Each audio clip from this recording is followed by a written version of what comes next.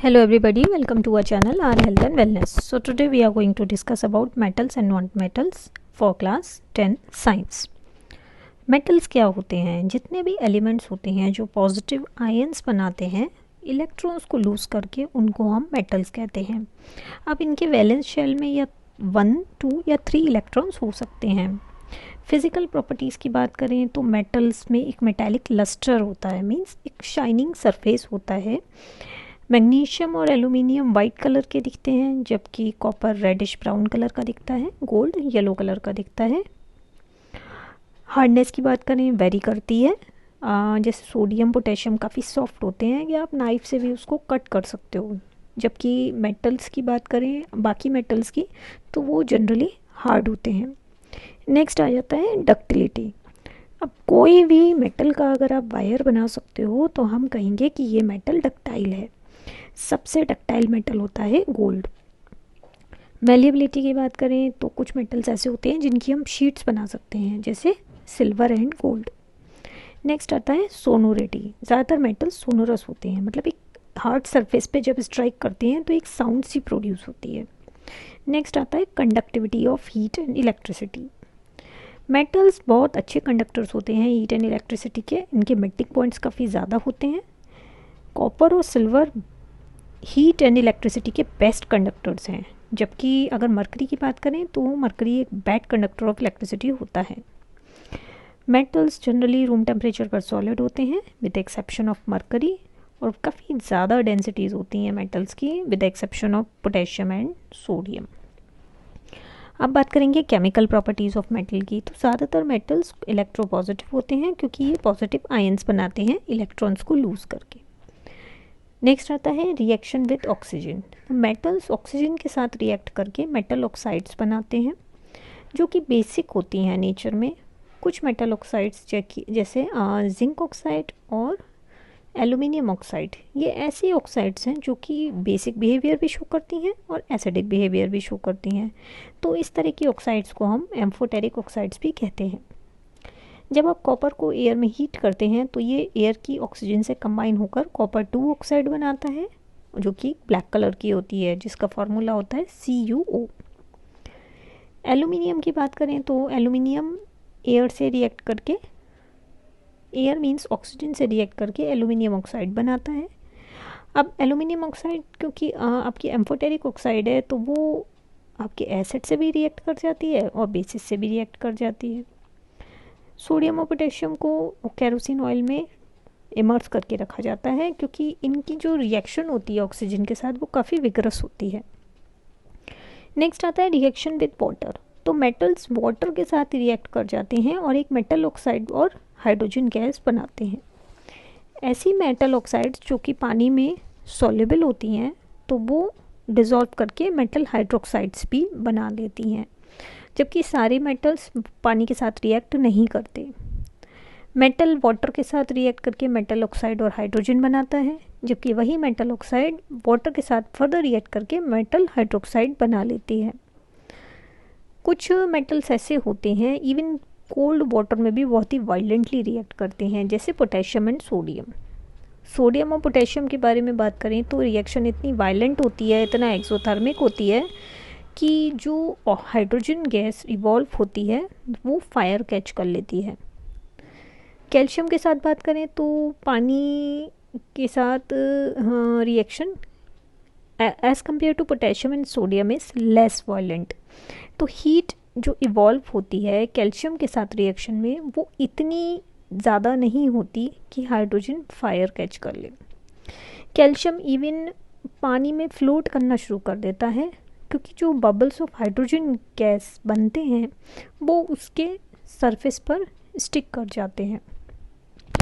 Next बात करते हैं मैग्नीशियम की, जो कि पानी के साथ कोल्ड वाटर के साथ रिएक्ट नहीं करता, जबकि मैग्नीशियम हॉट वाटर के साथ रिएक्ट करके मेटल मैग्नीशियम हाइड्रोक्साइड और हाइड्रोजन बनाता है, और ये भी कैल्शियम की तरह फ्लोट करना स्टार्ट कर देता है क्योंकि जो बबल्स ऑफ हाइड्रोजन गैस हैं वो उसकी सरफेस पर स्टिक कर जाते हैं. नेक्स्ट आता है एल्यूमिनियम, आयरन, जिंक. ये ना तो गर्म पानी से रिएक्ट करते हैं ना ठंडे पानी से रिएक्ट करते हैं, लेकिन अगर स्टीम के कांटेक्ट में आ जाएं तो मेटल ऑक्साइड और हाइड्रोजन ज़रूर बना लेते हैं. अब कुछ मेटल्स ऐसे होते हैं जैसे lead, copper, silver and gold, वो पानी के साथ रिएक्ट ही नहीं करते हैं, चाहे वो गर्म हो या ठंडा हो। नेक्स्ट आता है रिएक्शंस विद एसिड्स। तो मेटल के साथ डाइल्यूट एसिड की जब रिएक्शन होती है तो मेटल सॉल्ट बनता है और हाइड्रोजन गैस इवॉल्व होती है। सोडियम डाइल्यूट हाइड्रोक्लोरिक एसिड के साथ वायलेंटली रिएक्ट करता है और हाइड्रोजन गैस का इवॉल्वमेंट होता है, जबकि मैग्नीशियम वो भी बहुत तेज़ी से रिएक्ट करता है।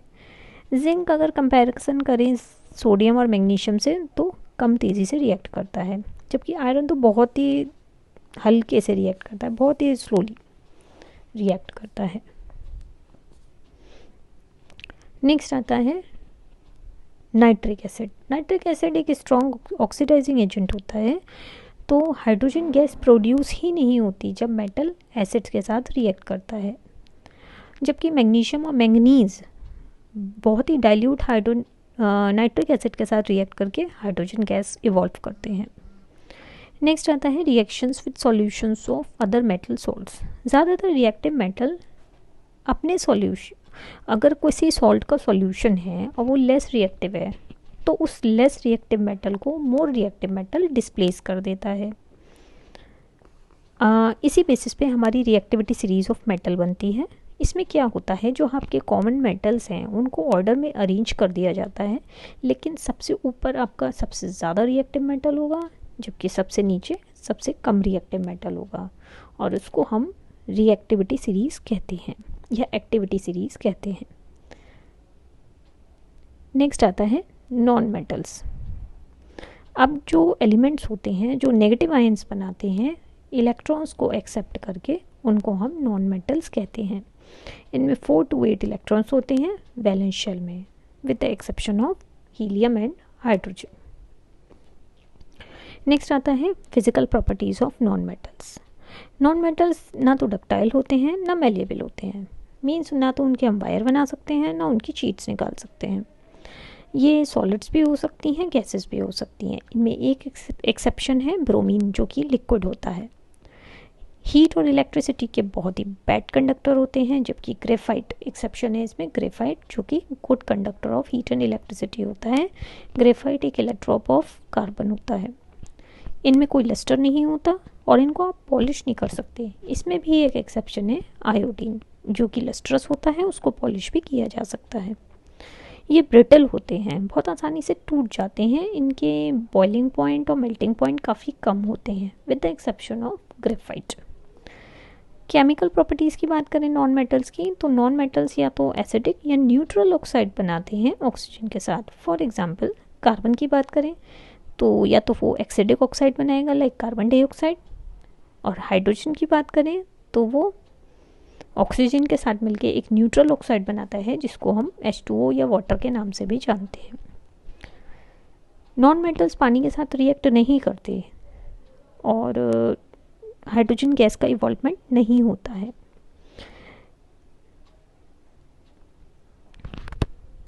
अब आ जाती हैं आपकी प्रॉपर्टीज़ ऑफ आयोनिक और इलेक्ट्रोवैलेंट कंपाउंड्स।